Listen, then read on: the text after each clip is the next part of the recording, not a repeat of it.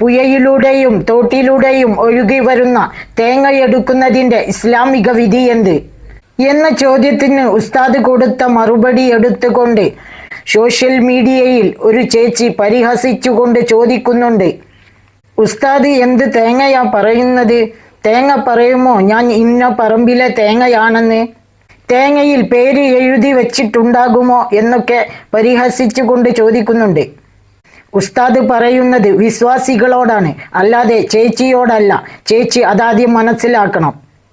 ഉസ്താദ് പറഞ്ഞത് ഇസ്ലാം മത വിശ്വാസികളോടാണ്, അല്ലാതെ ചേച്ചിയോട് നിങ്ങൾ ഇങ്ങനെ ചെയ്യാവൂ, നിങ്ങൾ ഞങ്ങൾ പറയുന്നത് മാത്രം അനുസരിച്ചാൽ മതി എന്നല്ല. ഇസ്ലാം മതവിശ്വാസികളോട് പറഞ്ഞ കാര്യമെടുത്തുകൊണ്ട് സോഷ്യൽ മീഡിയയിൽ ഇട്ടുകൊണ്ട് വെറുതെ പരിഹസിക്കേണ്ടതില്ല. ഇതിന് നമ്മുടെ അൻസാരി ഉസ്താദ് ഇസ്ലാമിൻ്റെ ഓരോ നിയമങ്ങളെയും എണ്ണി പറഞ്ഞുകൊണ്ട് വളരെ രസകരമായി മറുപടി കൊടുക്കുന്നുണ്ട്. അയൽവാസിയുടെ കോഴി നമ്മുടെ പറമ്പിൽ മുട്ടയിട്ടു, ആ മുട്ട നമുക്ക് എടുക്കാൻ പാടില്ല. എന്തെല്ലാം നിയമങ്ങളാണ്! അയൽവാസിയുടെ തൊടിയിലെ മരം നമ്മുടെ തൊടിയിലേക്ക് തൂങ്ങി നിൽക്കുകയാണെങ്കിൽ അതിൽ നിന്ന് വീഴുന്ന മാങ്ങ നമുക്ക് എടുക്കാൻ പാടില്ല. മക്കൾ ആരാൻ്റെ മുതൽ ഭക്ഷിച്ചതിന് വാഴയിൽ കൈയിട്ട് ഛർദ്ദിപ്പിച്ച ചരിത്രം ഇസ്ലാമിലുണ്ട്. നമ്മുടെ തൊടിയിലുള്ള ഒരു മരത്തിൻ്റെ ഇലയും ശിഖരങ്ങളുമൊക്കെ അപ്പുറത്തുള്ള വീട്ടുകാർക്ക് ശല്യമാകുകയാണെങ്കിൽ അവർ അത് പറഞ്ഞാൽ നമ്മൾ അത് വെട്ടിക്കൊടുക്കണമെന്നാണ് ഇസ്ലാമിൽ. എന്തെല്ലാം നിയമങ്ങളാണ് എന്നൊക്കെ പറഞ്ഞുകൊണ്ട് വളരെ രസകരമായി ഇസ്ലാമിൻ്റെ ഓരോ കാര്യങ്ങളെയും എണ്ണി എണ്ണി പറഞ്ഞുകൊണ്ട് ഉസ്താദ് വളരെ രസകരമായി മറുപടി കൊടുക്കുന്നുണ്ട്. നമുക്ക് ആ വീഡിയോയിലേക്കൊന്ന് പോയാലോ? അപ്പോൾ നമുക്ക് വീഡിയോയിലേക്ക് പോകാം. തോട്ടിലൂടെയോ ഒഴുകി വരുന്ന തേങ്ങ എടുക്കുന്നതിന് ഇസ്ലാമിക വിധിയുണ്ട്. ഉടമസ്ഥൻ ചോദിച്ചു വരില്ല എന്ന് ഉറപ്പുള്ള ഒറ്റപ്പെട്ട 1 2 തേങ്ങകൾ നമുക്ക് എടുക്കാവുന്നതാണ്. എന്നാൽ ഒരുപാട് തേങ്ങകൾ ഒഴുകി വരുമ്പോൾ അത് ശേഖരിച്ച് വിൽക്കുന്നതിന് മുൻപ് പള്ളിയിലോ അങ്ങാടിയിലോ അല്ലെങ്കിൽ ഒരു സ്ഥലത്തോ വെച്ച് സമൂഹത്തിന് മുമ്പാകെ അത് പ്രദർശിപ്പിക്കാം. ഈ വാട്സപ്പ് ഗ്രൂപ്പുകളിലായാലും പ്രശ്നമല്ല. കാരണം അതെല്ലാം ഒരു പക്ഷേ ഒരു തോട്ടത്തിൽ നിന്നോ അല്ലെങ്കിൽ ഒരു ഗോഡൌണിൽ നിന്നോ ആയിരിക്കാമെന്നത്. അഥവാ ഒരു സാധ്യതയെങ്കിലും ഉണ്ട് ഉടമസ്ഥൻ തിരിച്ച് ചോദിച്ചു വരാം. എന്നിട്ടും ഒരു പ്രതികരണവും ലഭിച്ചിട്ടുണ്ടെങ്കിൽ നമുക്ക് വിൽക്കാവുന്നതാണ്. ആ പണം നമുക്ക് എടുക്കാമെങ്കിലും ഏറ്റവും നല്ലത് പാവങ്ങൾക്ക് ദാനം ചെയ്യണം.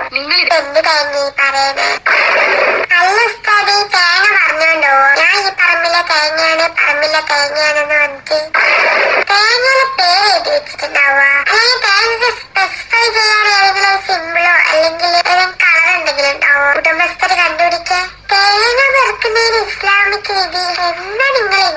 നിങ്ങൾ ഇങ്ങനെ ചോദിക്കുമോനെ, തേങ്ങാക്കത്തും മാങ്ങാക്കത്തും പേരെഴുതി വെക്കുന്നുണ്ടോ? ഒഴുകി വരുന്ന തേങ്ങ, പറമ്പിൽ കിടന്ന് കിട്ടുന്ന തേങ്ങ, വഴിയിൽ കിടന്ന് കിട്ടുന്ന തേങ്ങ, മാങ്ങ ആണെങ്കിലും അതൊക്കെ നമ്മുടെയാണ്. ഓരോ കാണ നിയമങ്ങളുമായിട്ട് കുറെ ആളുകൾ വന്നോളൂ. മോളെ കൊണ്ട് പറഞ്ഞു വിട്, ഞാൻ മോളെ പക്ഷത്താ. അല്ലവില്ല, മോളെ ഈ മതത്തിലെ പ്രത്യേകിച്ച് ഇസ്ലാം മതത്തിൽ കുറെ കാണ നിയമങ്ങളുണ്ട്. ഒന്ന് ആലോചിച്ച് നമ്മുടെ അയൽവാസിയുടെ കോഴി നമ്മുടെ വീട്ടിൽ വന്ന് മുട്ടയിട്ട്, നമ്മുടെ സ്വന്തം വീട്ടിൽ വന്ന് മുട്ടയിട്ട് ആ മുട്ട നമുക്ക് എടുക്കാൻ പാടില്ലെന്ന് അയാൾക്ക് തിരിച്ചു കൊടുക്കണം. ഒന്ന് ആലോചിച്ച് എന്തെല്ലാം തരത്തിലുള്ള കാണ നിയമമാണ്. അപ്പുറത്തെ വീട്ടിൽ നമ്മുടെ അയൽവാസിയുടെ വീട്ടിലെ മരം നമ്മുടെ വീട്ടിലേക്ക് ചാഞ്ഞു കിടക്കുകയാണെങ്കിൽ ആ വീഴുന്ന മാങ്ങ നമുക്ക് എടുത്തുകൂടാണ്.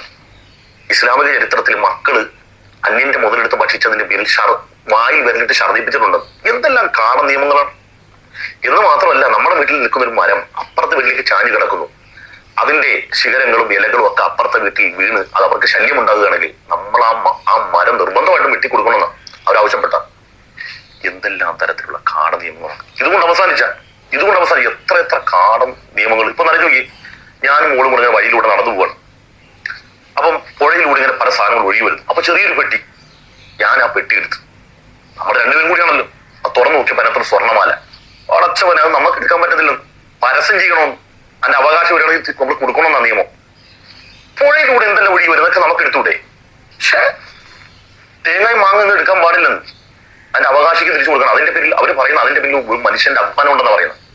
ആ നഷ്ടവന്റെ നയിച്ചവന്റെ അധ്വാനമുണ്ട്. അത് മാങ്ങയാണെങ്കിലും തേങ്ങയാണെങ്കിലും അതിന്റെ പിന്നിൽ ഒരുപാട് പേരുടെ വിയർപ്പുണ്ട്. അതിന്റെ അവകാശം കണ്ടെത്തുകയാണെങ്കിൽ അത് അവർക്ക് തന്നെ കൊടുക്കണമെന്ന്. എന്തെല്ലാം നിയമമാണ്! നമ്മൾ രണ്ടുപേരും കഷ്ടപ്പെട്ട് പുഴയിൽ നിന്ന് എടുത്ത സാധനം വേറെ കൊടുക്കണോ? നമുക്ക് വഴി കിടന്ന് സ്വർണ്ണമാല കിട്ടിയാൽ അതിന്റെ അവകാശിക്ക് തിരിച്ചു കൊടുക്കണോ? എന്തെല്ലാം കാട നിയമങ്ങളാണ്! ഇത് മാത്രമാണ്, നമ്മൾ അധ്വാനിച്ചുണ്ടാക്കുന്നതിന്റെ 2.5% പ്രതിവർഷം നമ്മൾ നിർബന്ധ ദാനം നടത്തണം. ഓ എന്റെ പൊന്നുമോളെ, നമ്മളൊക്കെ കാണും, ഞാനും നീയൊക്കെ മുസ്ലിം ആയിരുന്നെങ്കിൽ പറഞ്ഞു പെട്ടുപോയനെ.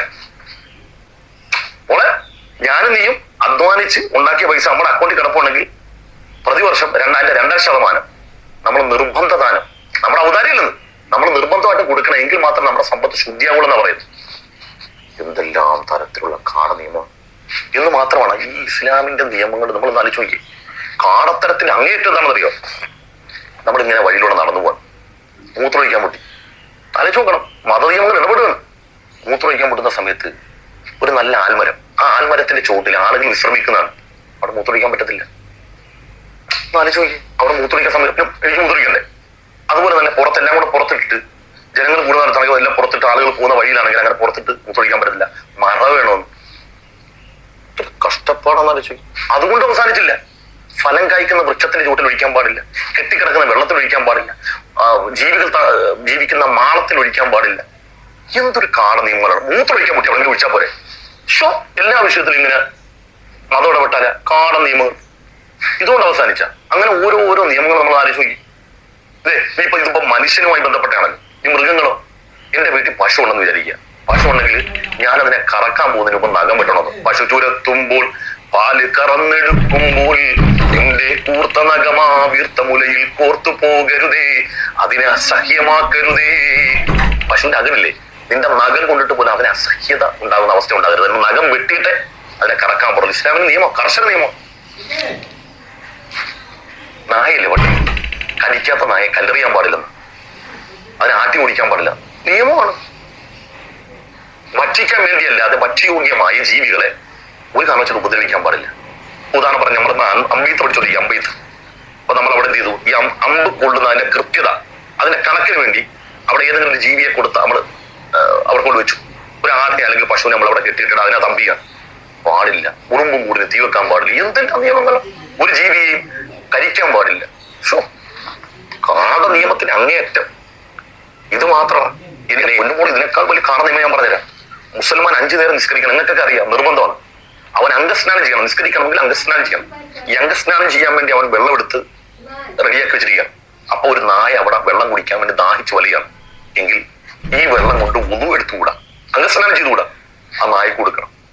നായക്ക് കൊടുക്കാതെ ഇത് കൊണ്ട് അംഗസ്നാനം ചെയ്യൽ കുറ്റകരമാണ് ഇസ്ലാമിന്റെ നിയമം. ഈ കാട നിയമങ്ങൾ, ഇങ്ങനത്തെ കുറെ കാട നിയമം ഉണ്ടെന്ന്. വഴി മോളും ഞാനും ഒക്കെ എങ്ങനെ നമുക്ക് വഴി കിടന്ന് കിട്ടുന്നതൊക്കെ എടുക്കണം, കിട്ടുന്നതൊക്കെ തിന്നണം. മറ്റുള്ളവന്റെ അധ്വാനവും അവന്റെ അവകാശവും നമ്മൾ നോക്കാൻ പാടില്ല. ഇതൊക്കെ ഞാനും മോടെ പക്ഷത്താണ്. ഇതൊക്കെ എന്ത് കാട നിയമം? അതാണ് മതം. നമ്മൾ നമ്മുടെ വയറ് നോക്കുക, നമ്മുടെ കുടുംബം, നമ്മുടെ വയറ്, നമ്മുടെ ജീവിതം. ഇതിനപ്പുറത്തേക്ക് നമുക്ക് ചിന്തയും വരാൻ പാടില്ല.